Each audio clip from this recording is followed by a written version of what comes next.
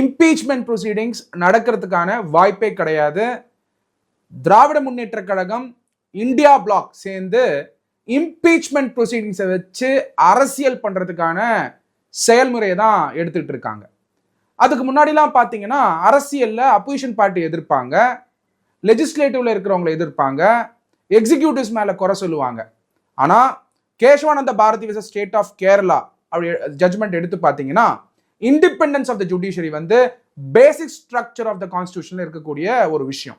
Independence of the ஜுடிஷியரியை பாதிக்கிற மாதிரி இப்போ திராவிட முன்னேற்ற கழகமும் இந்தியா பிளாக்கும் சேர்ந்து இம்பீச்மெண்ட் ப்ரொசீடிங்ஸை நீதிபதி மேலேயே கொண்டு வர அளவுக்கு போயிட்டு இருக்காங்க.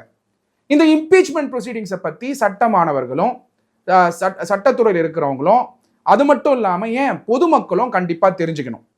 இந்த கொஸ்டின், அதாவது எல்லாரும் கேட்க வேண்டிய கொஸ்டின், திராவிட முன்னேற்ற கழகத்தையும் இந்தியா பிளாக்கையும் பார்த்து கேட்க வேண்டிய கொஸ்டின், நோட்டீஸ் எதற்கு, நோட்டீஸ் எதற்கு, நோட்டீஸ் எதற்கு அப்படின்னு தான் நம்ம கேட்கணும்.